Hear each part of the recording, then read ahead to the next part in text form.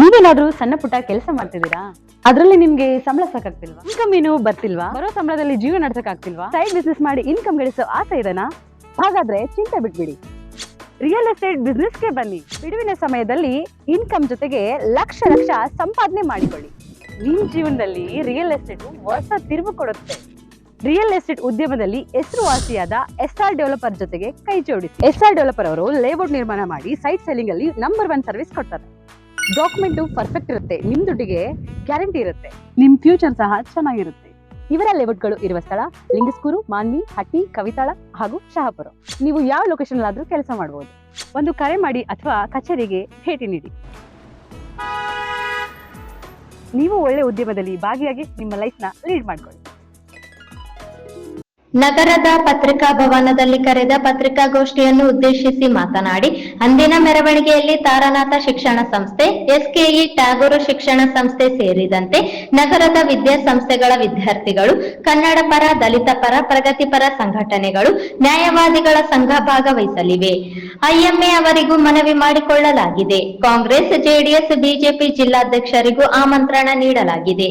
ಕಲ್ಯಾಣ ಕರ್ನಾಟಕದ ಜಿಲ್ಲೆಗಳ ಪ್ರಮುಖ ಹೋರಾಟಗಾರರು ಮೆರವಣಿಗೆಗೆ ಸಾಕ್ಷಿಯಾಗಲಿದ್ದಾರೆ. ಲಕ್ಷ್ಮಣ್ ಗಸ್ತಿ, ಶರಣಬಸಪ್ಪ ಅಪ್ಪ ಶಿಕ್ಷಣ ಸಂಸ್ಥೆಯ ಕಾರ್ಯದರ್ಶಿ ಬಸವರಾಜ ದೇಶಮುಖ್, RK ಹುಡುಗಿ ಸೇರಿದಂತೆ ಪ್ರಮುಖ ಹೋರಾಟಗಾರರು, ಕಾರಂಜಿ ಹೋರಾಟಗಾರರು ಮೆರವಣಿಗೆಯಲ್ಲಿ ಪಾಲ್ಗೊಳ್ಳಲಿದ್ದಾರೆ. ಮೆರವಣಿಗೆ ವೇದಿಕೆ ತಲುಪುತ್ತಿದ್ದಂತೆ ಸಮಾವೇಶವಾಗಿ ಮಾರ್ಪಾಟ ಆಗಲಿದೆ ಎಂದು ಹೇಳಿದರು. ಮುಖ್ಯಮಂತ್ರಿಗಳು ಸಂಬಂಧಪಟ್ಟವರೆಲ್ಲರಿಗೂ 5 ಪತ್ರಗಳನ್ನು ಬರೆದಿದ್ದರು. ಕೇಂದ್ರ ಸರ್ಕಾರದಿಂದ ನಿರೀಕ್ಷಿತ ಮಟ್ಟದಲ್ಲಿ ಸ್ಪಂದನೆ ಸಿಗುತ್ತಿಲ್ಲ. ಈ ಸಾರಿ ಬಜೆಟ್ನಲ್ಲಿ ಏಮ್ಸ್ ಘೋಷಣೆಯಾಗದಿರುವುದು ಅಚ್ಚರಿ ತಂದಿಲ್ಲ. ನಮಗೆ ನಿರಾಶೆ ಆಗಿಲ್ಲ. ಇದು ನಿರೀಕ್ಷಿತ ಬೆಳವಣಿಗೆ. ಬಜೆಟ್ಗಿಂತ ಮುಂಚೆಯೇ ನಿರ್ಮಲಾ ಸೀತಾರಾಮನ್ ರಾಷ್ಟ್ರೀಯ ಆರೋಗ್ಯ ಯೋಜನೆಯಡಿ ಜಿಲ್ಲೆಯ ಆಸ್ಪತ್ರೆಗಳನ್ನು ಮೇಲ್ದರ್ಜೆಗೇರಿಸುವ ಭರವಸೆ ನೀಡಿದ್ದು, ಹೋರಾಟದ ದಾರಿ ತಪ್ಪಿಸುವ ಹುನ್ನಾರವೇ ಹೊರತು ಬೇರೇನೂ ಅಲ್ಲ. ಇದಕ್ಕೆ ಮುಖ್ಯಮಂತ್ರಿಗಳು ಇದರಿಂದ ಏನು ಪ್ರಯೋಜನವಾಗುವುದಿಲ್ಲ. ಏಮ್ಸ್ ಸ್ಥಾಪನೆಯಿಂದ ಬಹಳಷ್ಟು ಅನುಕೂಲವಾಗಲಿವೆ.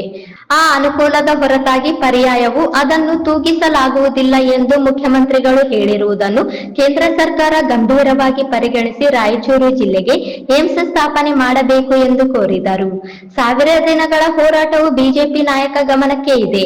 ಸ್ವತಃ ಮಂತ್ರಾಲಯದ ಶ್ರೀಗಳು ಬಿಜೆಪಿ ರಾಜ್ಯಾಧ್ಯಕ್ಷ ವಿಜಯೇಂದ್ರ ಅವರಿಗೆ ಶ್ರೀಮಠದಲ್ಲಿ ಮತ್ತು ಬೆಂಗಳೂರಿನಲ್ಲಿ ಏಮ್ಸ್ ಸ್ಥಾಪನೆ ಕುರಿತು ಅಪ್ಪಣೆ ಕೊಟ್ಟಿದ್ದರು.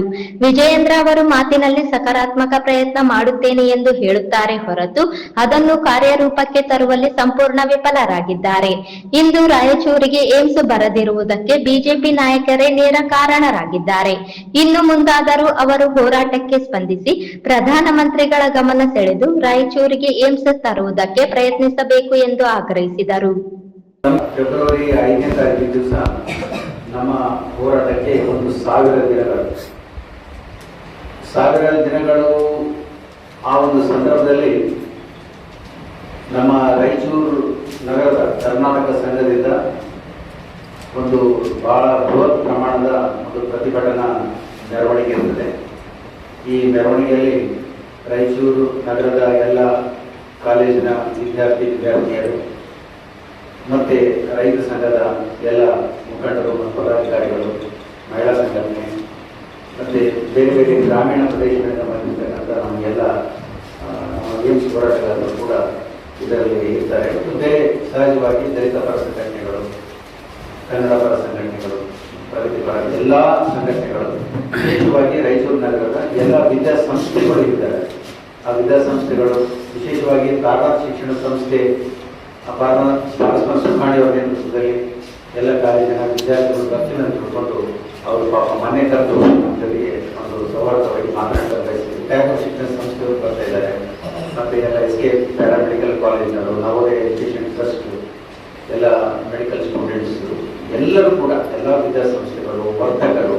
ನಾವು ವಿಶೇಷವಾಗಿ ಈ ಸಲ IMAದವರು ಕೂಡ ಅಪೀಲ್ ಮಾಡಿದ್ದೇವೆ. ಇಂಡಿಯನ್ ಮೆಡಿಕಲ್ ಅಸೋಸಿಯೇಷನ್ ವೈದ್ಯರು ಕೂಡ ಅವರು ಲೆಟರ್ ಕೂಡ ಕೊಟ್ಟಿದ್ದೀವಿ. ಅವರು ಕೂಡ ಭಾಗವಹಿಸಿ ನಮಗೆ ಹೇಳಿದ್ದಾರೆ. ಆಮೇಲೆ ನ್ಯಾಯವಾದಿಗಳ ಸಂಘ ಅವರು ಕೂಡ ನಾವು ಪತ್ರವನ್ನು ಕೊಟ್ಟಿದ್ದೇವೆ. ಮತ್ತು ವಿಶೇಷವಾಗಿ ಹೇಳಬೇಕಾದ್ರೆ ಪಕ್ಷಾತೀತವಾಗಿ ಎಲ್ಲ 3 ಪ್ರಮುಖ ಪಕ್ಷಗಳಿಗೆ, ಕಾಂಗ್ರೆಸ್ ಪಕ್ಷ, ಜನತಾದಳ ಪಕ್ಷ ಮತ್ತು ಭಾರತೀಯ ಜನತಾ ಅವರು ಕೂಡ ಬರ್ತದೆ ಹೇಳಿದ್ದಾರೆ. ಸೊ ಇದು ಇಷ್ಟು ಕಾರ್ಯಕ್ರಮ. ಇದಲ್ಲದೆ ಮೆರವಣಿಗೆಯಲ್ಲಿ ವಿಶೇಷವಾದ 1000 ದಿನಗಳ ಕಾರ್ಯಕ್ರಮದಲ್ಲಿ ಏನಂತಂದರೆ ನಮ್ಮ ಕಲ್ಯಾಣ ಕರ್ನಾಟಕದ ಉಳಿದ 6 ಜಿಲ್ಲೆಗಳ ನಮ್ಮ ಏಮ್ಸ್ ಹೋರಾಟಗಾರರು ನಿಮ್ಗೆ ನೆನಪಿರಬೇಕು, ಹೋದ ವರ್ಷ ಜೂನ್ 14ನೇ ತಾರೀಕಿಗೆ ನಾವು ಕರೆ ಕೊಟ್ಟಿದ್ವಿ. ಇಡೀ ಕಲ್ಯಾಣ ಕರ್ನಾಟಕ ಎಲ್ಲ ಜಿಲ್ಲೆಗಳಲ್ಲಿ ಹೋರಾಟ ಮಾಡಿದ್ವಿ. ಅವರೆಲ್ಲರೂ ಕೂಡ ಬರ್ತಾರೆ. ಮತ್ತು ವಿಶೇಷವಾಗಿ ಕಲ್ಯಾಣ ಕರ್ನಾಟಕ ಹೋರಾಟ ಸಮಿತಿಯ ಸಂಸ್ಥಾಪಕ ಅಧ್ಯಕ್ಷರಾಗಿರ್ತಕ್ಕಂಥ ಲಕ್ಷ್ಮಣ್ ಬಸ್ತಿಯವರು ಬರ್ತಿದ್ದಾರೆ ಕಲಬುರಗಿಯಿಂದ, ಮತ್ತು ಗೌರವ ಅಧ್ಯಕ್ಷರಾಗಿರ್ತಕ್ಕಂಥ ಶರಣಬಸಪ್ಪ ಅಪ್ಪ ಸಂಸ್ಥಾನ ಏನಿದೆ ಆ ಸಂಸ್ಥಾನದ ಕಾರ್ಯದರ್ಶಿಗಳು ಶ್ರೀ ಬಸವರಾಜ್ ದೇಶಮುಖ್ ಅಂತೇಳಿ ಅವರು ಕೂಡ ಈ ಒಂದು ನಮ್ಮ ಹೋರಾಟಕ್ಕೆ ಬೆಂಬಲವಾಗಿ ಬರ್ತಾ ಇದ್ದಾರೆ. ಆಮೇಲೆ ನಮ್ಮ ಭಾಗದ ಚಿಂತಕರಾಗಿರ್ತಕ್ಕಂಥ ಶ್ರೀ ಆರ್ಕೆ ಹುಡುಗಿಯವರು ಕೂಡ ಬರ್ತಾ ಇದ್ದಾರೆ. ಅದಲ್ಲದೆ ಇದರಿಂದ ಕಾರ್ಯಾಂಗ ಹೋರಾಟಗಾರರಿಗೆ ನಾವು ಬೆಂಬಲ ಕೊಟ್ಟಿದ್ದೇವೆ. ಅವರು ಕೂಡ ಕಾರ್ಯಾಂಗ ಹೋರಾಟಗಾರರು ಒಂದು ಅಲ್ಲಿನ 4-5 ಜನ ಪ್ರತಿನಿಧಿಗಳು ಬರ್ತಾ ಇದ್ದಾರೆ. ಯಾದಗಿರಿಯಿಂದ ಬರ್ತಾ ಇದ್ದಾರೆ.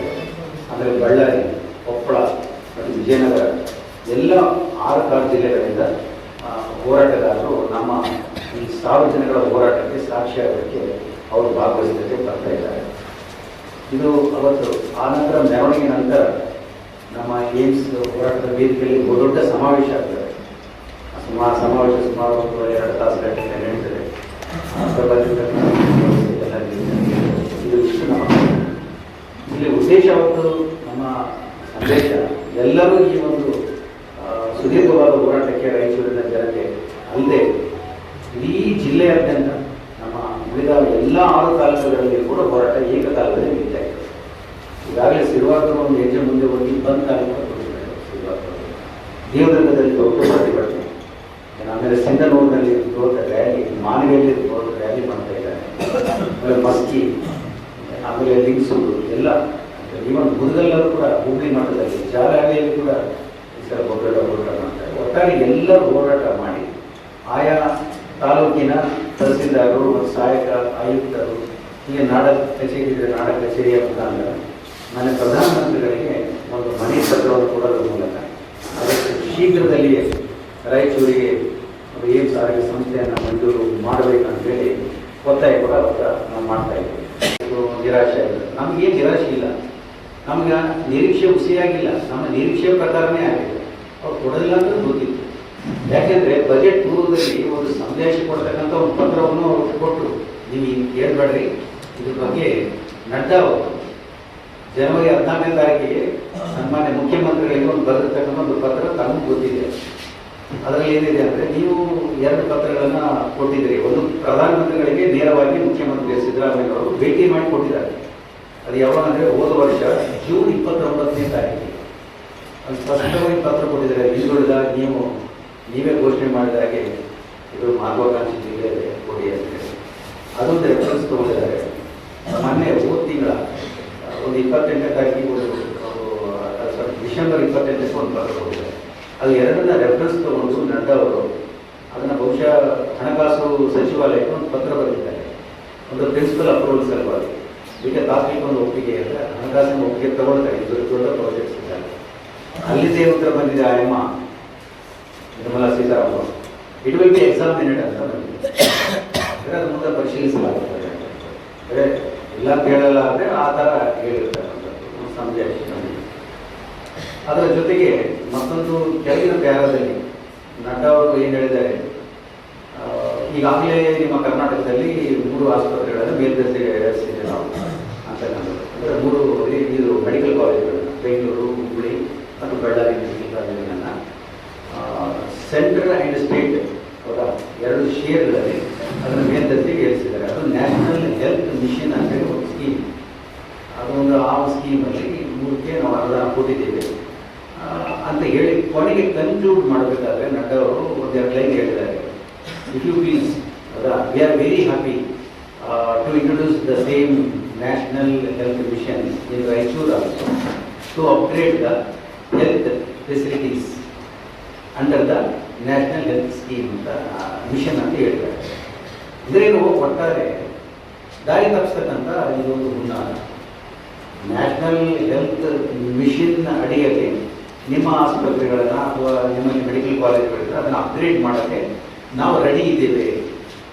ಅದಕ್ಕೆ ನೀವು ಒಂದು ಪತ್ರವನ್ನು ಕಳಿಸಿ. ಅದು ನಿಮ್ಮ ಏಮ್ಸ್ ಅಂತಕ್ಕಂಥ ಒಂದು ರನ್ನಿಂಗ್ ಇನ್ಸ್ಟಿಟ್ಯೂಷನ್ ಇದು. 1956ರಿಂದ ಇದು ರನ್ನಿಂಗ್ ಆಗ್ತಾನೆ ಬಂದಿದೆ. ಇದಕ್ಕೆ ವಿಶೇಷವಾದ ಯಾವುದು ಬೇಕಾಗಿಲ್ಲ, ಒಂದು ಕ್ಯಾಬಿನೆಟ್ ಡಿಸಿಷನ್ ಆದ್ರೆ ಸಾಕು.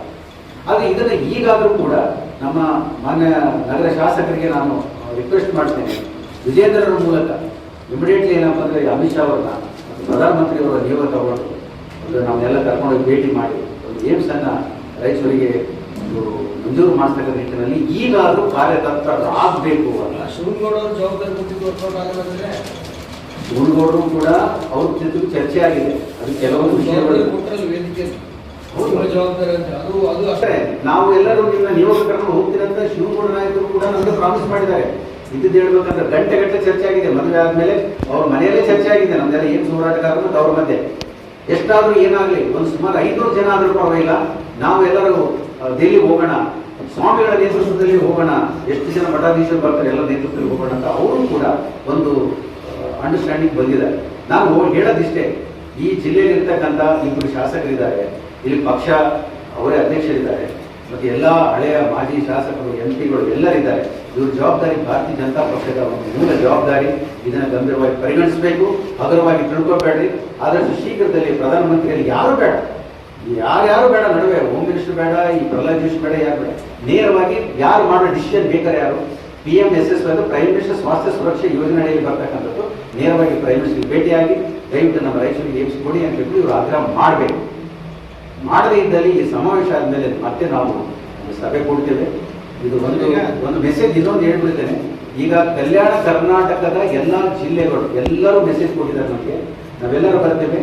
ಈ ಇಶ್ಯೂ ಇದು ಜಿಲ್ಲೆಯ ಇಶ್ಯೂ ಅಲ್ಲ, ಇಡೀ ಕಲ್ಯಾಣ ಕರ್ನಾಟಕದ ಒಂದು ಇಶ್ಯೂ ಆಗಿದೆ, ಒಂದು ಸಮಸ್ಯೆ ಅಂತ ನಾವು ಪರಿಭಾವಿಸಿ ನಾವು ಸಂಪೂರ್ಣವಾಗಿ ಬೆಂಬಲ ಕೊಟ್ಟು ನಾವೆಲ್ಲರೂ ಬರ್ತಾ ಇದ್ದೇವೆ. ಮತ್ತೆ ಮುಂದಿನ ದಿನಗಳಲ್ಲಿ ನಾವು ನಮ್ಮ ಜಿಲ್ಲೆಗಳಲ್ಲಿ ದೊಡ್ಡ ಹೋರಾಟವನ್ನು ಕೂಡ ನಾವು ಮಾಡ್ತೇವೆ ಅಂತ ಹೇಳಿ ಇಡೀ ಕಲ್ಯಾಣ ಕರ್ನಾಟಕ ಹೋರಾಟ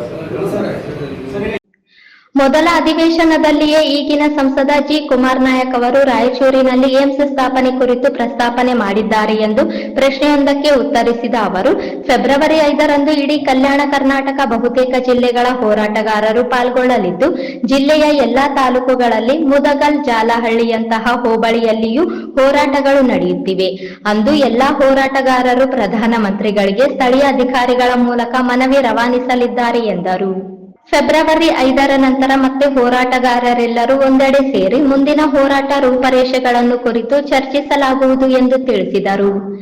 ಈ ಸಂದರ್ಭದಲ್ಲಿ Ashok Kumar CK Jain, MR Bheri, John Wesley ಸೇರಿದಂತೆ ಇತರರಿದ್ದರು.